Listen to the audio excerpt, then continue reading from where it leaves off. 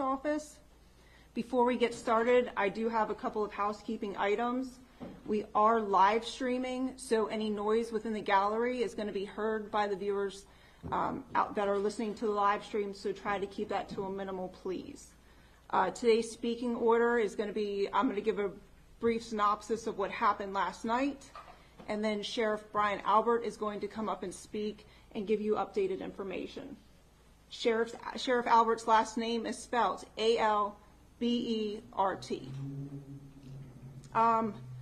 The sheriff will be taking limited questions once he's concluded his statement, but keep in mind this is an ongoing investigation.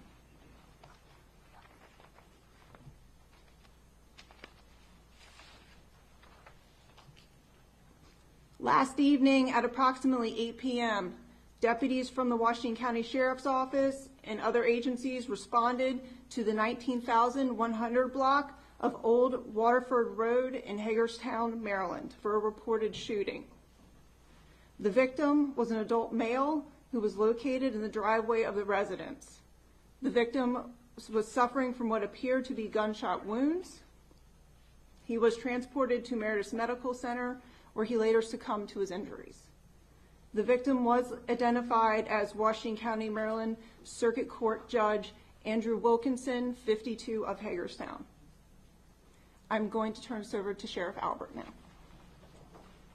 Thank you, Carla. First and foremost, I wanted to thank all the support we have here in the courtroom, or in the commissioner's room, the agencies that are behind us, State's Attorney's Office, Hagerstown Police Department, and the Maryland State Police were instrumental in the investigation that's ongoing. Just a few things I want to go over. This was a targeted attack on Judge Wilkinson. We've identified Pedro Argote, 49, of Frederick, Maryland, as a suspect in this case. Argote is not in custody and is considered armed and dangerous. If anyone has information on Argote's location, we ask that they immediately contact local law enforcement. The suspect is known to drive a 2009 silver Mercedes SUV GL 450 model, displaying Maryland registration 4 Echo Hilo 0408. The Washington County Sheriff's Office, along with local, state, and federal and allied partners, are actively working to apprehend Argote. During this most difficult time, we ask that you keep Judge Wilkinson's family, friends, and colleagues in your thoughts.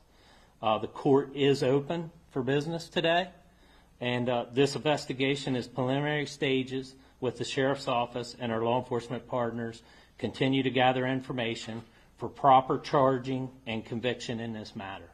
So I'll take a few questions. Yes, ma'am.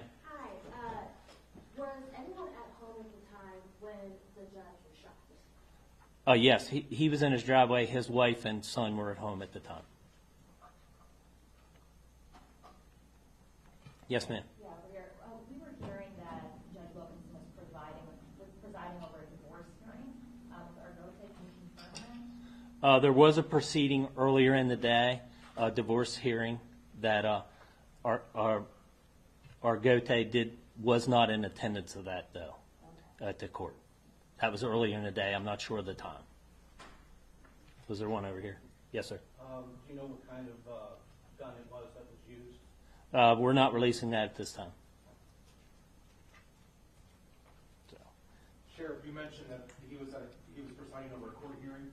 Was this suspect connected to that hearing? Yes, but he did not show up in at court for the hearing. Yes, ma'am. Can you confirm that at the hearing the judge gave custody to the woman in that hearing? Custody of the kids? Yes, that did happen. Okay. Mm-hmm. And what's been done to protect other judges in the county today? Last night, initially, in the preliminary investigation, we had no idea the information was coming in. So we placed officers and troopers at the local judges here in the county at their residence, just as a precaution initially, and they stayed there through the night till this morning. But we don't feel that there's any threat currently to other judges in the county or the state. Are you able to tell us how Argote was determined to be the suspect in the case? Not at this time. Sorry, Sheriff, just to be clear. So you're saying that you believe that the judge was targeted because earlier in the day, custody was given to the suspect's partner? That is correct. Can you just further clarify who's involved with the investigation? Do you have any leads on where he may be, or just, so who all is involved? And Okay. do you have any indication where he could be? So we're working, the Sheriff's Department's the lead investigation. Maryland State Police is assisting. Hagerstown City's assisting. The marshals are assisting with us. Other federal agencies have reached out and offered their assistance. At this time, we're just trying to control the number of people involved with it. But, you know, federal, state, and local are all involved in this investigation. Does he have a record, the suspect? Not in this county.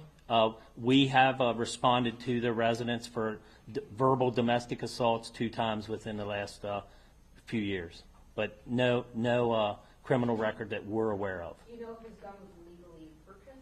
Yes, he was legally owned a handgun. Yes, ma'am. And did the judge have any prior threats against him?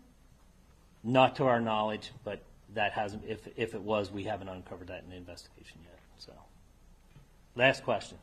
Can you just talk to the mindset of the local law enforcement community right now in town? Well, we're a small community here, close knit. So we pull together when something like this happens. So it was a concerted effort last night. We had more resources than we needed, but that's always a good thing. So all the local law enforcement came out. The troop Colonel Butler from the Maryland State Police called me and said, if you need extra troopers to cover your calls, we will. Hagerstown City Police was on scene and helping with the investigation. The federal agencies were reaching out. So it was a concerted effort, and it's something that happens in these communities when a tragedy like this takes place. So.